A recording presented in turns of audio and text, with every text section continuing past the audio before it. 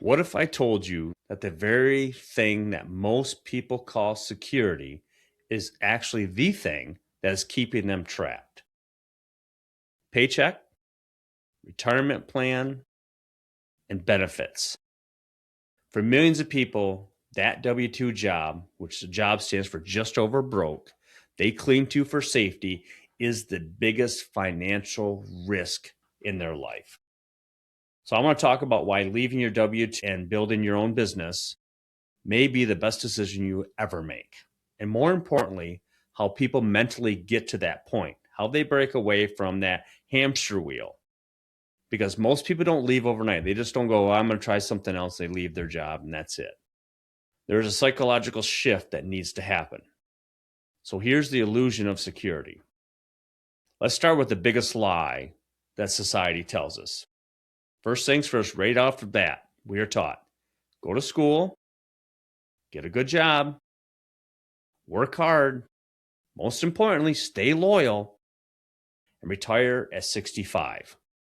That sounds great in theory. That's the end goal. Just keep sticking on that hamster wheel. But let me ask you something else. If another person controls your paycheck, how secure are you? If another person decides your raise, some immediate supervisor, are you really free? If another person can fire you, the one that you probably have never seen, and they fire you tomorrow, that you've never seen this person, are you safe? Because if your financial future depends entirely on someone else, that is not security, that is dependency.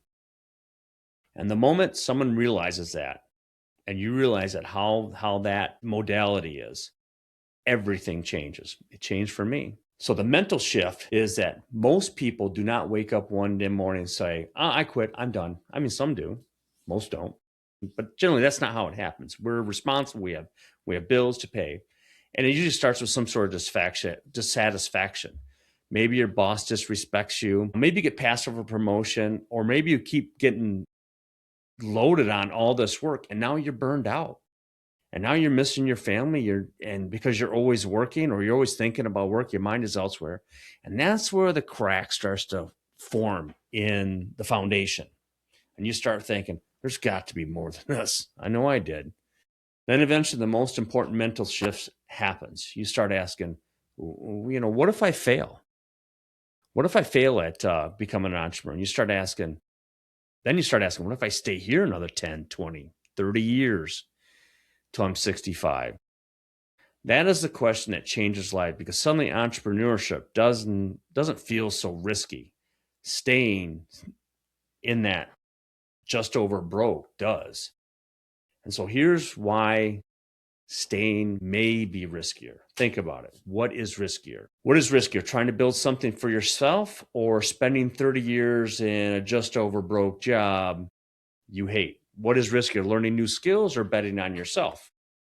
Or learn a skill for a job so you become more valuable to them, allegedly, but not yourself? Or having your income capped forever by somebody else during an annual review? What is riskier, temporary struggle or permanent regret? The people who become entrepreneurs realize the greatest risk is not failure. It's not. The greatest risk is wasting your life playing it safe or making somebody else rich. So how do you make that transition? Now, let's be clear. I'm not telling people to walk into their job and tell their boss to shove it and quit in some grandiose way. No, that's not smart. That's not how I would do it. Leaving a W-2 takes preparation. Here are the steps most people go through. First, you should learn a valuable skill. You should go out there and prep yourself. Every business exists because it solves a problem. And you got to ask yourself, what am I good at? Not necessarily what I want to be, but what am I good at? And what do people ask me for help with? Or what can I intervene and say, I can solve this problem? So start small. Build while you still have income. You might want to start freelancing, consulting, or what I did a side hustle. I started working on side things. I started investing in property and I started selling services. And then I tested the waters before I dove in, and eventually I was able to go. And then you got to build your financial runway. Fear decreases when preparation increases. So I started to build 6 to 12 month savings. I paid down a bad debt that I had that, you would do this as a W-2, reduce expenses. I didn't go, I mean, I didn't go to Starbucks, but other people do. It's a huge daily expense because from that, you get confidence and you go, oh, I can do this in a job. And then with that becomes preparation. And then you start to validate your income. That's step 4. And you can start making income consistently. And then your fear begins to disappear. Why? Because you have evidence, and the evidence builds off of belief. And step 5, you think, you know what? I'm done. I'm betting on myself. And you just jump. There's no perfect movement. There's no magical green light there. Eventually, you simply decide, I believe in myself more than I fear uncertainty, or I believe in helping out the company that I'm working on. And final, listen, most people stay stuck because they keep saying later. Later I'll start. Later I'll invest. Later I'll climb that mountain. Later I'll take that long bike ride. Later I will make that move. And all the while, everybody's waiting for you to make the move, your family, your friends.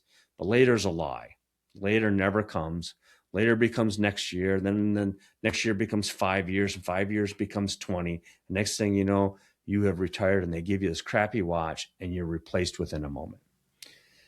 And deep down you're built for more than that. You know you were meant to do more. You know you were tired of building someone else's dream and making sure everybody else got promoted before you. I know I did. I did the work and other people got the accolades for it because I was the one that was consistent. And maybe this is your sign. Maybe you've watched this and this is your sign. Maybe this is the time you stop waiting, you start doing, because freedom begins in the moment you decide. You're done living life on everybody else's terms. So if this message resonates with you, drop a comment below and tell me, what is the one thing keeping you from taking the leap? What is the one thing? Is it fear? Is it money? Confidence? Lack of direction, only where you want to go? Let's talk about it. And if you found value in this discussion, make sure you subscribe and like. And we're going to keep going, keep having real conversations about wealth. We're going to have monthly meetings. We're definitely going to have a weekly live event, and start considering where you have the conversation about creating wealth, entrepreneurship, investing, and building in your freedom. Until next time, take control of your future.